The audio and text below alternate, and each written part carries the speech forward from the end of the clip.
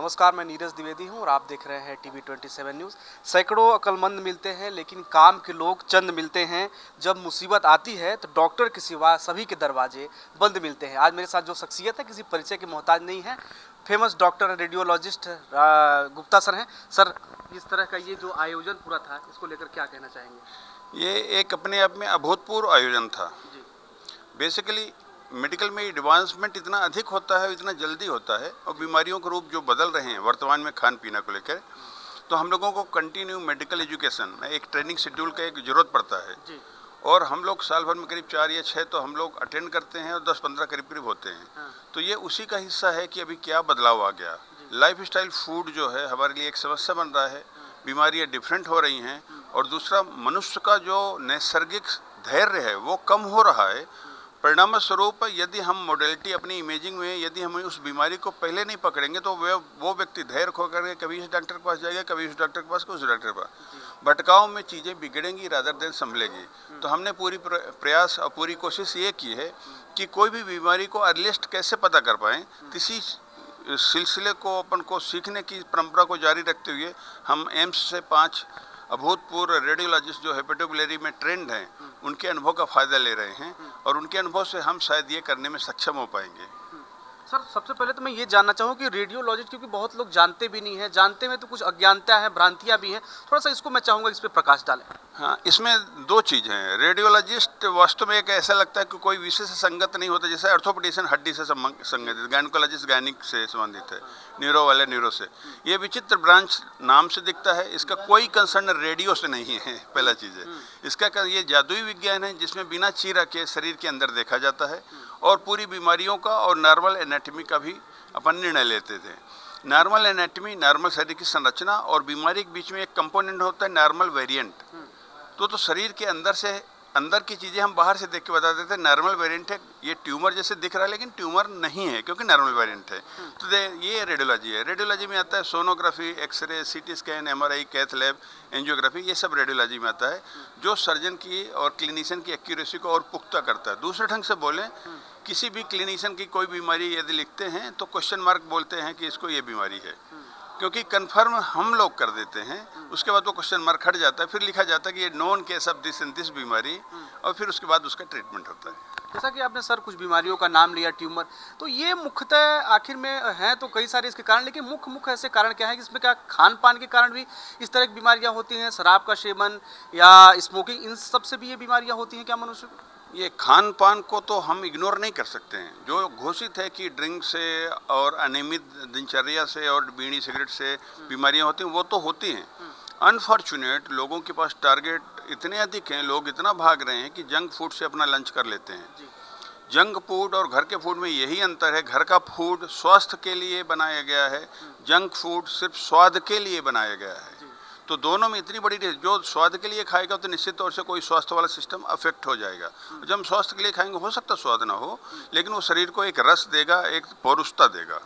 तो इसलिए junk food से बचना एक सामान्य सलाह भी है, और दूसरा उसको कहीं न कहीं जब अति आवश्यक हो छोड़ करके अदरवाइज बहिष्कार करना स्वाभाविक है, क्योंकि ये समझ है दिमाग में इन्वेस्ट करने का, दिमाग में इन्वेस्ट करने से शरीर स्वस्थ रहेगा। शरीर जब स्वस्थ रहेगा तो हम अपने हर एक तरह के टारगेट पूरा कर लेंगे। सर, कह तो आप सही रहे हैं, लेकिन बड़े महानगरों में, शहरों में एक बड़ी चुनौती है, क्योंकि ज़्यादातर लोग, जैसे जहाँ पर ये कार्यक्रम चल रहा है, इंदौर से हो गया, जंक फूड के ज़्यादा लोग सेवन करते, भोपाल हो गया, तमाम जो महानगर हैं, तो ऐसे लोगों से क्या आप उम्मीद करना चाहते हैं? ऐसे लोगों के लिए क्या संदेश देना चाहते हैं? साथ ही सरकार से क्या अपेक्षाएं हैं आपकी? पहला चीज़ है, हर सुविधा स्वास्थ्य के लिए सुविधाजनक नहीं होती। चीज़ें इजीली अवेलेबल है तो अपन ने जंक फूड ले लिया, लेकिन यदि आप संकल्प से साथ हैं कि हमें वही फूड खाना है जो सत्व से भरा हो, सात्विक फूड हो, जिसमें से ऐसा रस और ऐसा तत्व मिले जो हमें ऊर्जा और दिमाग को भी स्वस्थ रख सके, ये अपना अपना संकल्प है, अपनी अपनी चॉइस है। सब में ये चीज़ नहीं हो पाता है। यदि व्यक्ति को बीमारी है, यदि कोई को भी बीमारी है, उसकी बीमारी से सीख करके भी हम अपना लेसन लें कि हमें ये करना आवश्यक है, तो संभवतः बहुत बड़ी मात्रा में बीमारी, जिसको मॉर्बिडिटी बोलते हैं, वो कम हो जाएगी। यदि हमने अपने आप को ज़बरदस्ती जस्टिफाई किया कि हमारे पास समय नहीं है, हमारे पास ये नहीं, इसलिए जंक फूड खा रहे हैं, हो सकता है कोई स्थिति में जस्टिफिकेशन हो तो उसका रेशियो 20%, 10% रखें, 90% अपने सात्विक खाना, अपने घर के खाने पे फोकस करें। सरकार से क्या अपेक्षा करते हैं जिस तरह से ये, हालांकि अभी जिस तरह से पीएम ने भी बड़े मंच से इसको लेकर बड़े बड़े गंभीरता से उन्होंने सवाल उठाया था, जिस तरह मोटापा लोगों का बढ़ रहा है, कोई पतला हो रहा है, तो अब देश के प्रधानमंत्री भी इस विषय को एक बड़े पटल पर रख चुके हैं। ऐसे में सरकार से, आप डॉक्टर हैं, तमाम आपके पास मरीज आते हो, तो क्या अपेक्षाएं हैं सरकार से आपकी? वर्तमान में सरकार बहुत सचेत है और पहली बार ऐसा लगा कि सरकार जनमानस के हेल्थ को लेकर के इतना उत्साह और चिंता दिखा रही है।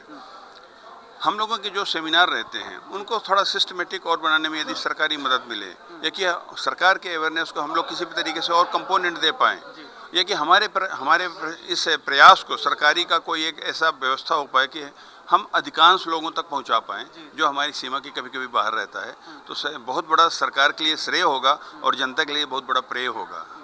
सर एक दो सवाल और हैं, लेकिन ये जैसे आप बीमारियों को कह रहे हैं, ट्यूमर हो रहा है और जी, तो ये आम जनमानस कैसे पता करे किस तरह से बीमारी ग्रसित है, कैसे दिखाए? तमाम सामने उसकी चुनौती रहती, कहीं अज्ञानता, शिक्षा, ये तमाम विषय निकल कर सामने आते हैं, तो कुछ लक्षण, सिम्टम्स ऐसे कुछ? हाँ, इस CME में, कंटिन्यू मेडिकल एजुकेशन में, सबसे बड़ा कंपोनेंट यही है कि बीमारी जब पूर्ण रूप से घर बना लेती है तो सामान्य रेडियोलॉजिस्ट भी समझ लेता है।